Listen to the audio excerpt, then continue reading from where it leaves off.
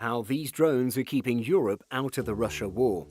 As Russia's military buildup near Ukraine intensified in the early months of this year, NATO military planners began preparing to deploy a large number of fighter jets and observation aircraft over the region, a warning to Moscow not to make the mistake of targeting any member country, as was done here.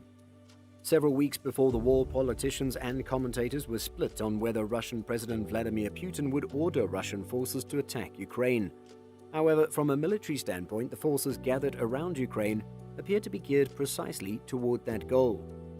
To protect the alliance's eastern flank from a potential attack, it became critical to increase the number of eyes in the sky and tightly integrate NATO aircraft, warships, ground-based missile systems, and radar stations.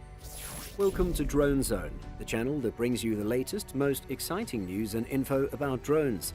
In today's video, we talk about how European countries are putting Russia to a halt, so make sure to stay till the end of the video to know why EU generals think it's okay to not shoot down hostile rockets or drones. NATO Security General Jens Stoltenberg stated earlier this week, "We are closely monitoring the situation. Information, the best situational awareness possible, is of course critical in a dangerous situation like the one we are currently witnessing in Ukraine." The Combined Air Operations Center in Uedem, Western Germany, went into high gear in the weeks leading up to the invasion on February 24th.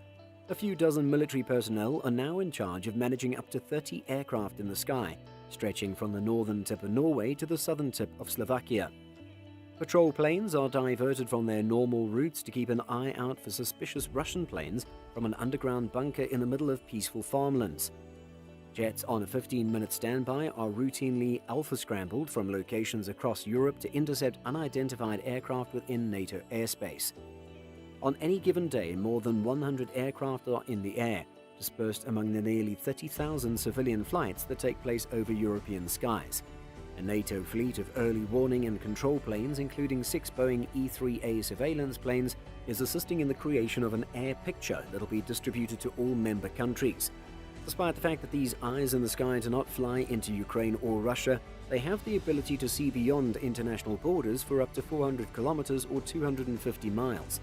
The intelligence provided by fighter jets also includes information on what is going on within the borders of the two warring countries.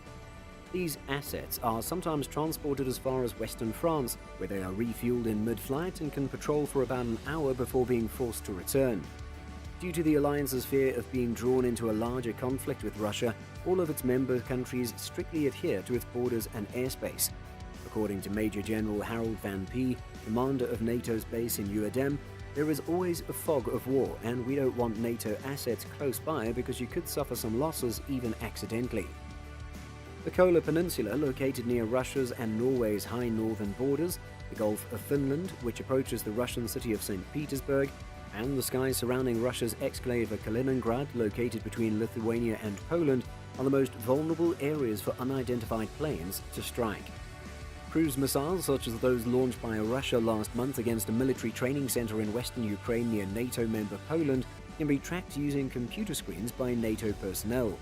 Although it's possible to shadow missiles with aircraft, it is a high-risk endeavor, especially at night, in bad weather, or when the missiles are flying so close to the ground that electrical pylons and wires become a hazard.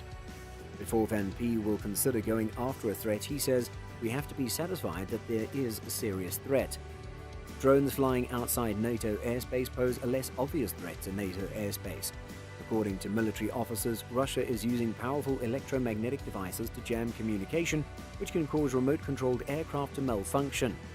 An uncontrollable military drone breached the airspace of 3 EU countries earlier this month, Romania, Hungary and Croatia, and crashed in the Croatian capital. Despite the fact that some parked cars were destroyed, no one was injured. The drone weighed just over 6 tons. Both Russia and Ukraine denied the launch. According to a statement, military officers and NATO officials have declined to comment on the incident until the investigation is completed. Are you going to do anything if you happen to be flying alongside one of those drones? You must ask yourself this question, because if you shoot it down, you'll almost certainly cause damage to the ground. If you let it go, it will almost certainly crash into the water. I mean, you have no idea, Van P observed. Political and legal experts should be consulted before shooting something down, whether it's a rogue drone or a missile threat. Despite the fact that a conflict is taking place in its backyard, NATO continues to operate under strict peacetime regulations and is committed to maintaining the status quo. There must be an urgent threat to either NATO forces or NATO civilian populations before using force, the general says. This is a judgment call, and making judgment calls is never easy. The United States and NATO allies have increased tank, helicopter, and other heavy weapon deliveries to Ukraine as the country's forces prepare for large-scale clashes with Russian troops in the Donbas region of eastern Ukraine, which is now under Russian occupation. The new arms deliveries mark a significant shift in Western support for Ukraine from the early stages of the conflict, when US and European officials were wary of delivering heavy weapons that could fall into the hands of the Russians, unsure of how long Ukraine would be able to withstand a massive Russian invasion. The deliveries also represent a shift away from defensive systems like anti-tank rockets and more towards offensive weapons, which Ukraine desperately needs at this critical stage of the conflict. Just like we need your support to make more videos, so make sure to subscribe. Following Russia's February 24th invasion of Ukraine, the Czech Republic opened the floodgates earlier this month by dispatching tanks to the country. The Czech Republic was the first NATO member to do so since Russia's invasion began. The Czech Republic has also sent infantry fighting vehicles and artillery systems to Ukraine. Following in the footsteps of the US, several NATO countries have shipped sophisticated military equipment across NATO borders and into Ukraine. Slovakia has delivered an advanced S-300 air defense system to Ukraine, and the US announced on Wednesday that it will provide an additional $800 million in military hardware to Ukraine in the coming months. The shipment includes 11 Mi-17 helicopters, 200 M113 armored personnel carriers, 100 Humvees, 300 Switchblade kamikaze drones, heavy howitzers, shells, and other ammunition. During the first phase of the war, a number of Western officials predicted that Kyiv would fall to Russian forces in a matter of days. As a result, they were hesitant to deliver heavy armaments to a government they were skeptical would survive. The situation has changed dramatically since Russia's massive offensive in northern Ukraine came to a halt, thanks in part to stiff Ukrainian resistance supported by Western suppliers of anti-tank weapons and other small arms, as well as clumsy tactical mistakes on the part of the poorly equipped Russian forces. The delivery of heavy weapons to Ukraine is anything but simple. Furthermore, any such deployments to Ukraine would necessitate a potentially lengthy logistical backup, including training, spare parts, and mechanics to ensure that the vehicles could continue to operate in the war-torn country.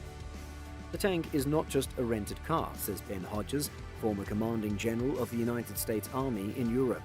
Before transferring any type of mechanized or armored vehicle, it is necessary to consider whether they'll be able to keep the vehicles operational, in addition to spare parts, maintenance packages, training, gasoline, and ammunition. Nonetheless, a senior US defense official stated on Monday that some partner nations were still considering supplying Ukraine with tanks, primarily Soviet-era models on which Ukrainian personnel had already been trained. Because this is equipment that Ukrainians are likely to be familiar with, Hodges explained, the time required to train on it would be rather brief. Because of logistical challenges, some Western governments have decided to defer supplying more heavy equipment to Ukraine, despite calls from top Ukrainian officials for additional support for their outgunned and outmanned forces. Others, particularly certain German leaders, are concerned that arming Ukraine's military will make the West a target for additional Russian aggression, and they're right to be concerned. According to reports, the debate has caused breaks within Germany's ruling coalition. Rheinmetall, a major German arms manufacturer, announced earlier this week that it was willing to supply Ukraine with up to 50 used Leopard 1 combat tanks. The German government, however, has not yet approved the transfer of weapons to the country. A number of German officials have expressed reservations about the plan, claiming that it would take too long to train Ukrainians on Western-built battle tanks, despite the fact that they are already well versed in post-Soviet weapon systems common in Eastern Europe. Armin Papager, the CEO of Rheinmetall, refuted this claim, claiming that the soldiers could be taught in a matter of days. The recent influx of Western arms transfers is seen as a positive development by Ukrainians, but it is still insufficient. According to current and former Ukrainian officials, the West may still do more to arm the country in advance of what is expected to be a pivotal new chapter in the ongoing conflict. That's it for today's video. Let me know if you agree with General Harold Van P that sometimes taking damage from a drone or missile is more beneficial than shooting it down. I hope you've enjoyed watching this video just like I've enjoyed making it, and make sure to comment with any future videos that you're interested in watching. I'll be seeing you all soon, but until then, watch this video to learn more about the Switchblade suicide drones used by Ukrainian soldiers against Russian tanks. And as always, subscribe or crash.